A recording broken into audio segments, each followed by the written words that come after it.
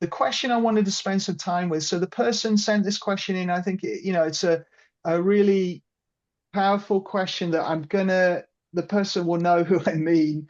Sorry for being abstract, but I want to, obviously keep people's stuff anonymous when it's a little bit more detailed and things like that.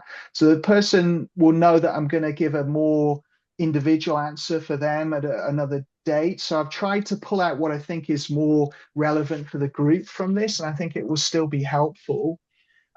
What I wanted to say as well was when we do these Q&As, sometimes when people have OCD, we can be very frightened of what we might hear. We're always kind of nervous. Am I going to hear something that's going to be triggering? Am I going to get a new type of theme or something like that? Or is it something going to be said that's very triggering? Obviously, you know, I've felt like that. We've all been like that. I certainly avoided stuff in the past because of that reason. We want to get to the point where we know we can apply the method to whatever way it goes.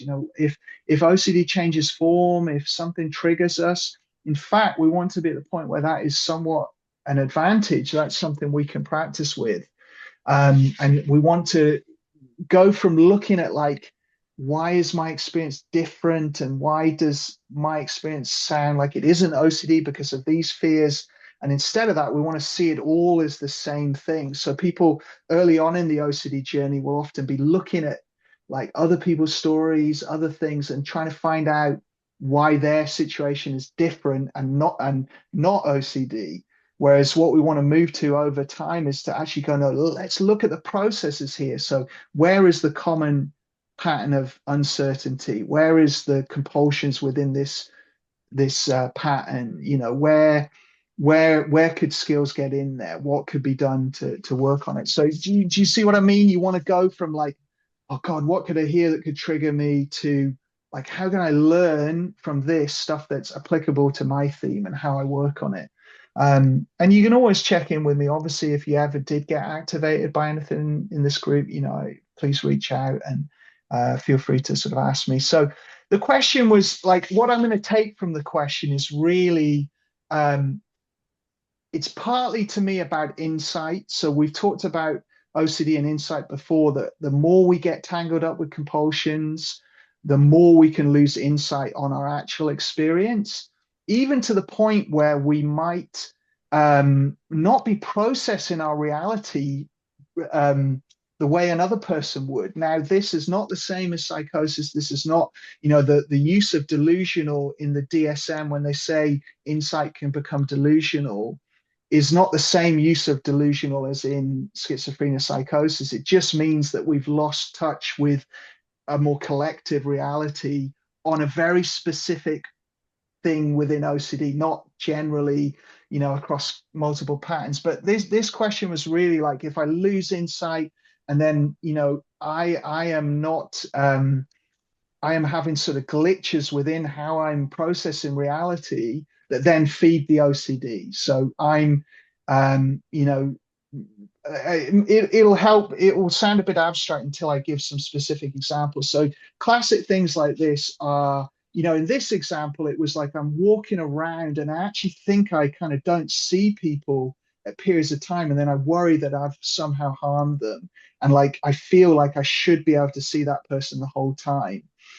Other examples of this are like people with the more taboo sexual themes can be walking around and they feel like they're moving towards people, or, because our bodies sway as you're walking. And you also, with OCD, can have impulse that feels like you're going to move, which is a mechanism to get us to back away, actually, but it feels like we're moving towards something. Like, you can actually have people walking down the street where they feel like they're about to reach out and touch people or do things. And then if they get so confused with the compulsions, they can have mini kind of false memory stuff going on when they actually think they've done it. Anyone else watching is like, it's someone walking down the street, there's nothing to observe. But the internal experience is there's so much distress, that the anxiety is impacting how we're processing reality. we are missing things. When you have things like depersonalization disorder, there is a delay in how you process reality. So sometimes you do get kind of glitches. You can feel like you're behind yourself. Like when I have experienced depersonalization in the past, you can feel like you walk over there and you're like a meter behind yourself because your brain isn't working like effectively. Now, it's nothing to worry about. It's not like there's anything bad. It's just that anxiety is interfering with how our senses are processing things. And this can happen in lots of areas. People will be threat monitoring for a certain contaminant and they'll think they see it everywhere, even though they're not seeing it. It's just that, their threat system is so hyper vigilant, they're so anxious. It's like your mind plays tricks on you. It's a little bit like when you're tired and you think you see things, or you're in that sort of hypnagogic phase of sleep and you think you see things. So, all of these things are not, they're not psychotic phenomena. They are anxiety interrupting how we're processing reality, and it all feeds OCD. So you can imagine this in things like when people have the harm OCD of hit and run, and they're afraid that they've ran over people. Well, they're monitoring reality so much that a tiny bump on the road that anyone else would be like, I've driven over a pothole, is like a massive bang because their attention is so fixed on it. So in the example of this person's question, I would say it's because there's so much threat monitoring going on. We're so caught up in our compulsions. We're hyper aroused and overwhelmed. There might be some dissociation there. There might be other kind of sensory stuff going on with neurodiversity, things like that. It means we're not getting a clear sort of picture of reality, and that obviously all feeds OCD. Now, what can we do to work with this? And, some people listening to this won't relate to this at all, and they're not having any of this stuff. But you might have like little bits of it, like where you think something's happened and it hasn't, or your intrusive thoughts are so vivid that they make you really feel like something's about to happen or real. So it's very similar to that. It's like, it can also happen from the intensity of the intrusive thoughts or the intensity of the sort of panic or feelings.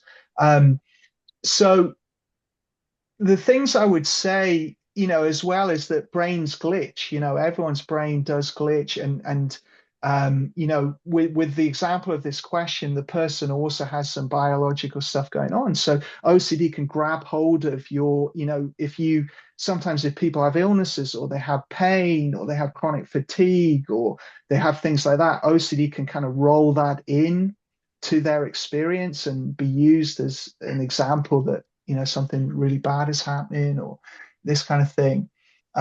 So really, the things I would say, like after all that overwhelming information that hopefully people can see the processes going on, there is hypervigilance, threat monitoring, checking, worrying, um, you know, intrusive thoughts that are experienced as very real, glitches in our sensory processing because we're very anxious and overwhelmed. All of these things come together, and then it feels like, gosh, things are happening or stuff might happen. Now, the way we can work with this is to understand all of this, to put it into a framework can help.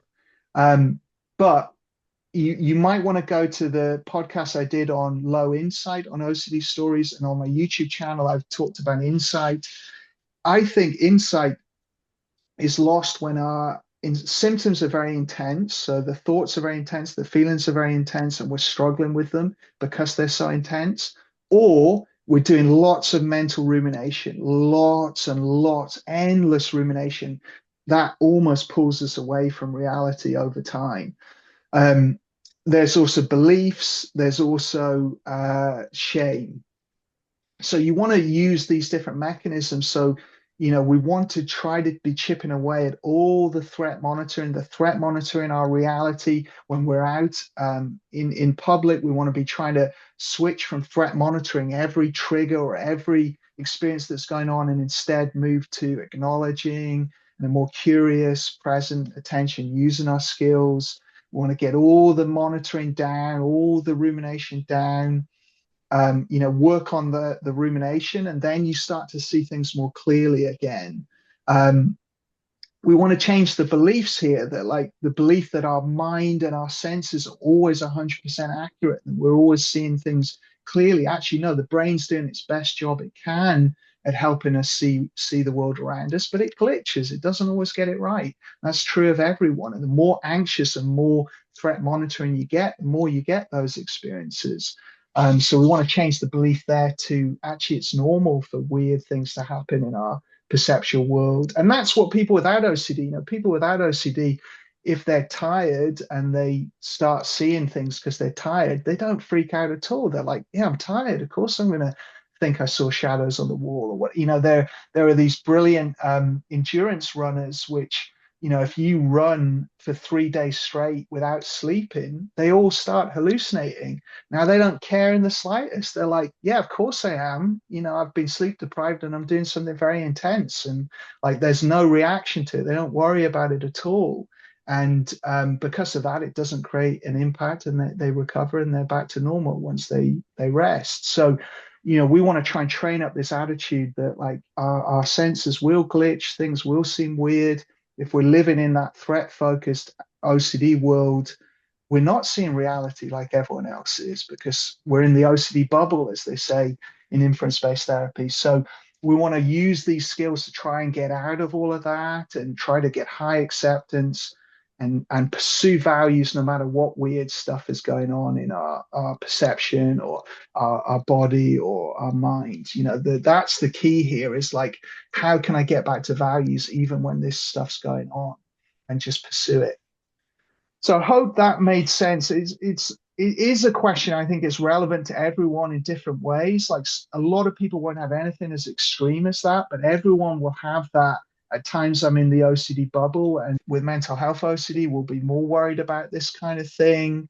If you have neurobiological stuff like Lyme disease and things like that, like that I've heard people frame this under, then yeah, you get weird stuff that OCD then starts to threat monitor and really increase. So yeah, I hope that was helpful for everyone. So it's basically you're in your bubble because you are doing so many compulsions. We need to get out of that bubble by doing less compulsions. Then we'll see reality more as it is, and we'll have more confidence in ourselves and what we're doing.